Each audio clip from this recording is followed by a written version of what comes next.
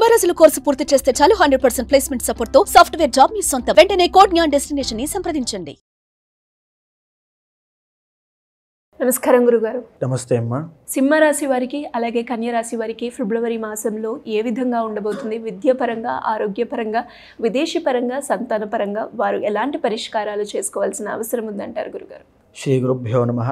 ముందుగా ఈ ఫిబ్రవరి మాసంలో సింహ కన్యా రాశుల వాళ్ళకి ఎలా ఉండబోతుందని చూసే ముందు మీ నామ నక్షత్రం బట్టి లేదా మీ డేట్ ఆఫ్ బర్త్ బట్టి అయినా సరే మీది సింహ కన్యా రాశుల వాళ్ళైతే ఈ ఫిబ్రవరి మాసంలో నేను చెప్పేటువంటి జాగ్రత్తల్లో కొన్ని జాగ్రత్తలు ప్రికాషన్స్ పాటించండి. తప్పకుండా మీకు వచ్చే సమస్యల నుంచి, ఆపదల నుంచి బయటపడతారు. అయితే ముఖ్యంగా ఈ యొక్క మాసంలో ఉండేటువంటి గ్రహ సంచారం కనుక చూస్తే వృషభంలో గురుడి యొక్క బృహస్పతి సంచారము, మిథునంలో కుజుడి సంచారము, కన్యలో కేతువు, మకరంలో ఫిబ్రవరి 13 వరకు రవి యొక్క సంచారం, కుంభంలో ఫిబ్రవరి 13 నుంచి రవి సంచారము, రవితో పాటు కుంభంలో 13 దగ్గర నుంచి ముందు కూడా శని బుధుల యొక్క సంచారము, మీనంలో శుక్ర రాహుల సంచారము. ఇప్పుడు మన సింహరాశి వాళ్ళకి చూస్తే కనుక 3 గ్రహాలు యోగిస్తున్నాయని చెప్పొచ్చు. ఎందుచేత అంటే సింహరాశి వాళ్ళకి సప్తమ స్థానంలో బుధుడు యోగిస్తూ ఉన్నాడు, అష్టమంలో శుక్రుడు, లాభంలో కుజుడు యోగిస్తూ ఉన్నారు. లాభంలో కుజుడు యోగిస్తూ ఉండడం అనేటువంటిది వీరికి గొప్ప ఉపశమనం అని చెప్పొచ్చు. ఇప్పటి వరకు ఉన్నటువంటి ఆర్థిక లేకపోతే వృత్తిపరంగా అయినా సరే కొంత మేరకు ఊరడింపనేటువంటిది కలుగుతుంది. అష్టమ స్థానంలో శుక్రుడు ఎప్పుడైతే యోగిస్తూ ఉన్నాడో కలత్రము దగ్గర నుంచి, అంటే భార్య లేదా భర్త దగ్గర నుంచి లేదా రిలేషన్షిప్లో ప్రేమ వ్యవహారాల్లో కాస్త ఉపశమనం కలిగేటువంటి, కాస్త పాజిటివ్ థింగ్స్ యాడ్ అయ్యేటువంటి అవకాశం కనబడుతోంది. మీరు కూడా పాజిటివ్గా ఉండండి. ఎందుకంటే బికాజ్ అష్టమ స్థానంలో శుక్రుడి దగ్గరే మీకు రాహు సంచరిస్తున్న కారణంగా ఏ విషయంలో అయినా సరే మీరు అత్యాశకు వెళ్ళారంటే, అతిగా ఎక్స్ట్రీమ్గా వెళ్ళారంటే కాస్త ఇబ్బంది పడే అవకాశాలు ఉంటాయి. అష్టమంలో రాహు మంచివాడు కాదు కాబట్టి కాస్త జాగ్రత్తగా ఉండండి. ఎక్స్ట్రీమ్గా అగ్రెసివ్గా వెళ్ళొద్దు, ఇబ్బంది పడేటువంటి అవకాశాలు ఉంటాయి. సప్తమ స్థానంలో బుధుడి యొక్క సంచారం జరుగుతోంది. వైవాహిక జీవితంలో ఉన్నటువంటి వాళ్ళకి లేదా కుటుంబపరమైన ఇబ్బందులు పడేటువంటి వాళ్ళకి మీ తెలివితేటలతో, చాకచక్యంతో వాటిని సరిదిద్దుకునే అవకాశం మీకు రాబోతోంది. మీ తెలివితేటలను కనుక మీరు వ్యాపారం మీద పెట్టినట్లయితే అద్భుతమైన వ్యాపార దిగ్గజంలా ఎదిగేటువంటి అవకాశాలు ఇక్కడి నుంచి మీకు స్టార్ట్ అవుతాయి. కాబట్టి మీకున్నటువంటి తెలివితేటల మీద ఫోకస్ చేయండి. మీకున్నటువంటి సోర్స్ ఆఫ్ ఎనర్జీ మీద చూసుకోండి. మీ పొటెన్షియల్ని పెంచుకునే ప్రయత్నం చేయండి. అదే సప్తమ స్థానంలో రవి శనుల యొక్క సంచారం జరుగుతున్న కారణం చేత రవి శనులు ఇద్దరూ కూడా తండ్రి కొడుకులు బద్ధశత్రువులు అవ్వడం వల్ల మీకు వైవాహిక జీవితంలో అవ్వచ్చు, ఉమ్మడి వ్యాపారంలో అవ్వచ్చు, మీ తెలివితేటలు ఏమాత్రం పక్కదో పట్టినా మీరు ఇబ్బంది పడతారు. వ్యాపారం నష్టపోయే అవకాశం ఉంటుంది. కాబట్టి నిరంతరము ఈ మాసమంతా కూడా వ్యాపారం మీద, వైవాహిక జీవితం మీద శ్రద్ధ పెట్టండి. లేకపోతే ఎన్నో ఇబ్బందులు వస్తాయి. దాంతోపాటుగా దశమ స్థానంలో గురుడి యొక్క సంచారము వృత్తి వ్యాపారాల్లో సామాన్యము, అంటే జాబ్ చేసుకునే వాళ్ళందరికీ కూడా సామాన్యంగా ఉండే అవకాశం ఉంటుంది. పెద్ద మార్పులు చేర్పులు ఏమీ లేవు. అదేవిధంగా రెండవ స్థానంలో కేతు యొక్క సంచారం వల్ల మాట విషయంలో చాలా జాగ్రత్తగా ఉండాలి. మాట్లాడే మాట నిలబెట్టుకునే ప్రయత్నం చేయండి. ఒక్కొక్కసారి ఒక్కొక్క మాట, ఇంకొకసారి ఇంకొక మాట ఇన్ఫ్లుయెన్స్ అవ్వడం వల్ల, ఆ మాట అస్థిరత్వం రావడం వల్ల ఎన్నో మాటలు పడాల్సి వస్తుంది. అదేవిధంగా కుటుంబం దగ్గర నుంచి కూడా ఒత్తిడి రావడం అనేటువంటి విషయాల మీద కాస్త మానసికంగా కృంగిపోయే అవకాశాలు ఉన్నాయి. ఆ మానసిక కృంగుపాటు నుంచి బయటికి రండి. మానసిక అశాంతి దూరం పెట్టండి. దాన్ని దూరం పెట్టడానికి మెడిటేషన్ చేసే ప్రయత్నం చేయండి. సింహరాశి వాళ్ళకి మరీ ముఖ్యంగా జాగ్రత్తగా ఉండాల్సిన అంశము ఈ యొక్క రవి శనుల యొక్క కలయిక ఈ యొక్క సప్తమ స్థానంలో ఉండడం అనేటువంటి ఇబ్బంది ఉంది. కాబట్టి వ్యాపార రంగంలో ఉన్న వాళ్ళు మరీ శ్రద్ధ పెట్టి మీ తెలివితేటలను ఉపయోగించినట్లయితే ఈ యొక్క ప్రాబ్లం నుంచి ఓవర్కమ్ అవుతారు.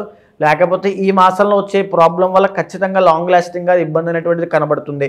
మరి ఎస్పెషల్లీ ఈ రాశి వారు ఇలాంటి సమస్యలు ఎదుర్కొన్నప్పుడు ఎలాంటి పరిహారాలు చేసుకోవాలి గురుగారు? వెంకటేశ్వర స్వామి యొక్క ఆరాధన చేసినట్లయితే గ్రహ దోషాలన్నీ తొలగిపోయే అవకాశం ఉంటుంది. ప్రతి శనివారము ఒక పూట భోజనం, ఒక పూట పలహారము చేసి ఆ రోజు పవిత్రంగా ఉండి శని భగవానుడికి నమస్కారం చేసుకోండి. అద్భుతంగా ఉంటుంది. అదేవిధంగా కన్యారాశి వాళ్ళకి చూసుకున్నట్లయితే కన్యారాశి వాళ్ళకి 6వ స్థానంలో రవి, బుధ, శని, అదేవిధంగా భాగ్యంలో గురుడు యోగిస్తున్నాడు. అద్భుతంగా ఉంది అని చెప్పచ్చు సిరిగారు. కన్యారాశి వాళ్ళకి ఈ మాసం అంతా కూడా అద్భుతమైన ఫలితాలు ఉంటాయి. అదేవిధంగా మరీ ముఖ్యంగా చూసుకుంటే ఫిబ్రవరి 13వ తారీఖు తరువాత నుంచి కన్యారాశి వాళ్ళకి రాజయోగం పట్టబోతోంది. రవి, బుధ, శని అనేటువంటి 3 గ్రహాలు 6వ స్థానంలో యోగిస్తున్న కారణం చేత అనారోగ్య సమస్యలతో ఇప్పటి వరకు బాధపడే ప్రతి ఒక్కరికి కూడా ఉపశమనం కలుగుతుంది. అప్పుల బాధతో ఇబ్బంది పడే వాళ్ళకి డబ్బులు అందుతాయి, అప్పులు తీరిపోతాయి, రుణ బాధలు పోతాయి. తరువాత అన్ని తెలివితేటలుండి క్యాపబిలిటీ ఉండి మేము ఏవీ సంపాదించుకోలేదు, లేకపోతే మాకు సరైనటువంటి ఉద్యోగం లేదనుకునే వాళ్ళకి కూడా ఈ మాసంలో గవర్నమెంట్ జాబ్ ప్రయత్నం చేసేవాళ్ళు, కాంపిటేటివ్ ఎగ్జామ్స్ రాసే వాళ్ళందరికీ కూడా కాస్త ఆ యొక్క యోగాన్ని అందిపుచ్చుకునేటువంటి అవకాశాలు ఈ మాసంలో కనబడుతున్నాయి. కాబట్టి గవర్నమెంట్ జాబ్ కోసం ప్రయత్నం చేసే వాళ్ళందరూ కూడా ఇంకా మీ ఎఫర్ట్స్ పెంచండి. ఖచ్చితంగా గవర్నమెంట్ జాబ్ కొట్టేటువంటి యోగం కనబడుతోంది. రాజకీయ నాయకులకు కూడా అద్భుతమైనటువంటి యోగం కనబడుతోంది.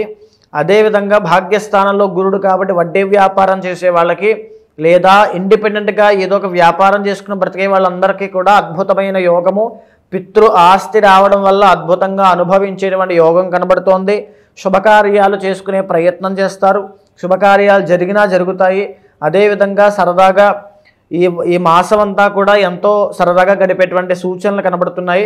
సో ఈ మాసంలో జరిగేటువంటి విషయాల్లో ఇంకా చూస్తే కనుక ఈ కన్యా రాశి వాళ్ళకి లగ్నంలో కేతు యొక్క ఇబ్బంది వల్ల ఆరోగ్యం పట్ల ఇంకా కొంచెం మీ శ్రద్ధ పెట్టడం చాలా అవసరము. లగ్నంలో కేతు సంచారం వలన ఎంత యోగం కలిసి వచ్చినప్పటికీ కూడా మీ శ్రద్ధ, మీ ప్రయత్నం కూడా చాలా ఉండాలి.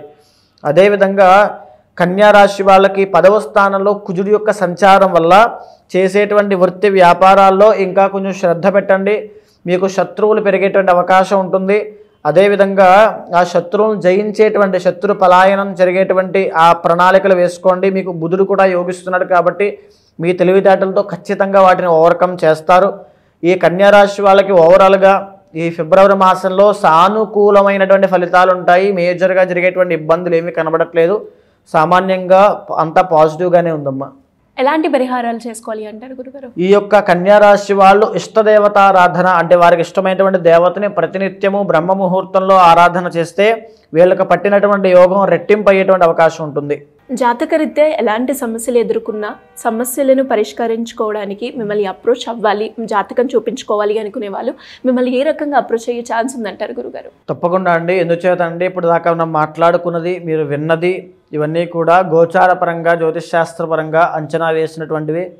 ఇది రాశిపరంగా మీ యొక్క జన్మజాతకంలో చంద్రుడు ఏ రాశిలో ఉంటే అది మీ జన్మరాశి అవుతుంది. కాబట్టి ఆ జన్మరాశి పరంగా గ్రహ సంచారం ఆధారంగా చేసుకుని గోచారం ఎలా ఉండబోతోందని చెప్పేటువంటి ఫలితాలు ఇవన్నీ కూడా. ఇవన్నీ మీ జీవితం మీద ఒక 40 నుంచి 50% మాత్రమే పనిచేస్తాయి. మిగిలిన 50%లో మీ ఇంటర్నల్ జాతకము, మీ ప్రయత్న బలము, మీ సంకల్ప శక్తి ఇవన్నీ కూడా క్యాలిక్యులేట్ చేసుకోవాలి. ఒక జాతకం చెప్పడము అంటే కేవలం గ్రహగతులను మాత్రమే ఆధారంగా చేసుకుని ఇలా ఉండబోతోంది, ఇలా ఉండబోతోంది అని చెప్పడమే కాదు. ఒక యాస్ట్రాలజర్గా మీతో మాట్లాడినప్పుడు మీ సమస్యలను మీతో మాట్లాడి మీకు మీ ఇష్టం ఏంటి, మీ అభీష్టం ఏంటి, మీ కోరిక ఏంటి, మీ సంకల్పం ఏంటో తెలుసుకుని ఒక ఫ్యామిలీ మెంబర్ లాగా మీకు ఆ కొన్ని సజెషన్స్ ఇవ్వగలిగితే, మీ ఆలోచన మార్చగలిగితే అప్పుడు మీ జీవితంలో ఒక అభివృద్ధి, ఒక పురోగతి అనేటువంటిది కనబడుతుంది. కాబట్టి ఎవరైనా సరే మీ జీవితం గురించి తెలుసుకోవాలి, ఆ ప్రాబ్లమ్స్ అన్ని సార్ట్అవుట్ అవ్వాలి అనుకున్నప్పుడు ఈ గోచార ఫలితంతో పాటుగా మీ ఇంటర్నల్ జాతకంలో ఉండేటువంటి సమస్యలనైనా లేకపోతే ఉండేటువంటి యోగాలనైనా అందిపుచ్చుకోవడానికి ఖచ్చితంగా ఎప్పుడు వస్తున్నాయి, ఎప్పుడు వెళ్ళిపోబోతున్నాయి తెలుసుకోవాలి. ఎప్పుడైతే ఆ జాతక దోషాలు ఉన్నాయో వాటికి సంబంధించి కొన్ని పూజలు నిర్వహించడం వల్ల ఆ శాంతి అనేటువంటి ఒక సైంటిఫికల్ ప్రక్రియ, ఇది సైంటిఫికల్గా కూడా ప్రూవ్ అయ్యింది. ఏదైతే క్రిస్టల్ థెరపీ అవ్వచ్చు, మంత్ర థెరపీ అవ్వచ్చు, హోమా థెరపీ అవ్వచ్చు, లేకపోతే ఏదో ఒక మెడిసిన్ లాంటి ఒక మాటని నేను మీకు చెప్పడం వల్ల, మీరు వినడం వల్ల, ఒక పూజా కార్యక్రమంలో మీరు పాల్గొనడం వల్ల మీ జీవితంలో ఒక పాజిటివిటీ రావచ్చు, లేదా మీ జీవితం అక్కడి నుంచి ఒక మలుపు తిరగవచ్చు. కాబట్టి ఎవరైనా సరే మాట్లాడాలి, జాతకం చూడాలి అనుకున్నప్పుడు ఖచ్చితంగా కింద కనిపించేటువంటి నెంబర్కి కాంటాక్ట్ అవ్వండి. మా వాళ్ళు తప్పకుండా మీకు పూర్తి డీటెయిల్స్ అన్నీ కూడా అందిస్తారు. ధన్యవాదాలు గురుగారు. నమస్తే అమ్మా.